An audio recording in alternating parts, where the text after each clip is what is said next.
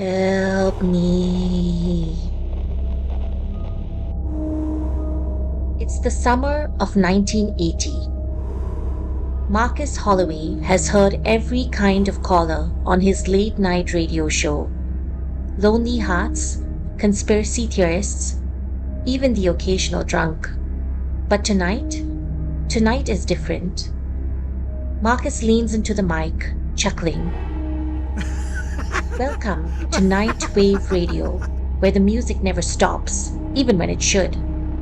Who's our next lucky caller?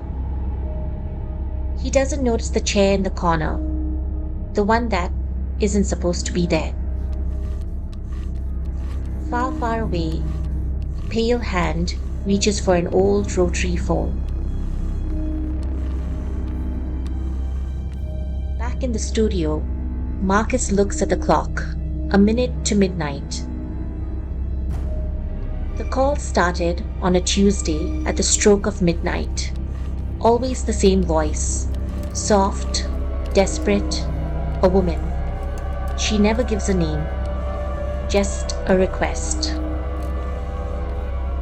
The phone rings, line 6, static, and then her voice crackles through. Play track 13, she whispers. Marcus flips through records, annoyed. Look, sweetheart, we don't have a track 13. Try again, he says. The line goes dead.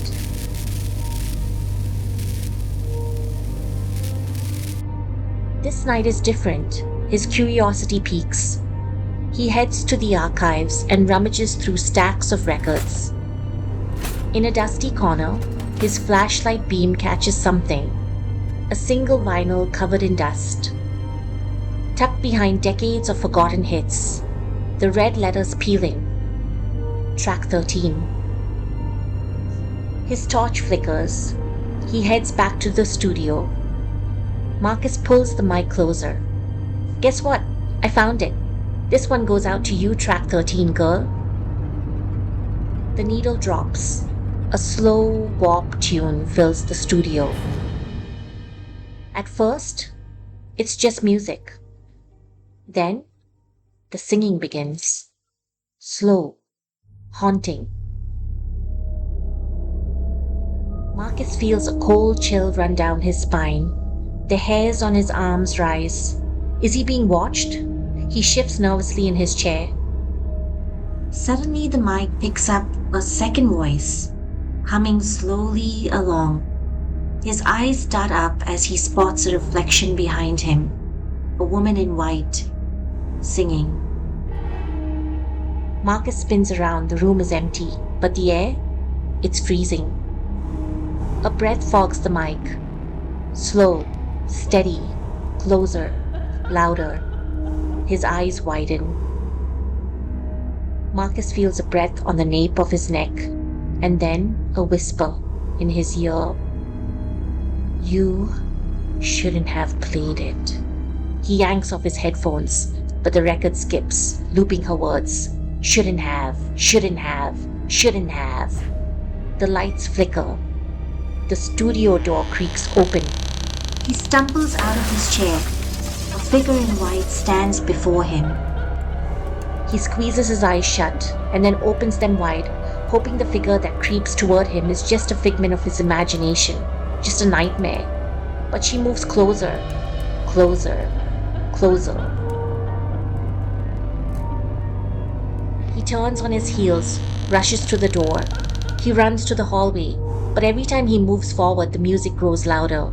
He's paralyzed. The hallway stretches on forever. And then, beside him, that breath, the radio blares. You shouldn't have, shouldn't have, shouldn't have. A loud, gurgling laughter fills the air. And then, nothing but silence. The next morning, the studio is abandoned. The mic still on. The record still spinning. When the morning crew arrives, they find only two things: a blood-drip spinning record, and a single red handprint on the chair. Too long, too wrong. The radio static rises. A whisper cuts through. Help me! The crew freaks out, pushing to leave the studio, not noticing the radio switch channels until it stops on 666. And if you listen closely, sometimes, on certain frequencies, you can still hear Marcus begging for help. Help me. Marcus's eyes fly open, his head pounds, his body aches. He pushes his weight off the floor and crawls to the corner of the room. Where is he? What's happening? Has he gone back in time? The wallpaper peeling, the smell of rot. It's old, vintage even. A living room. And then he sees her, hollowed eyes, gurgling laughter mixed with that horrible, warped tune. Her pale hand reaches for the radio. The music stops. He turns to Marcus and says, "It's your turn now, darling. Play." Adeline Masterson was the next big thing to top the 1940s music charts.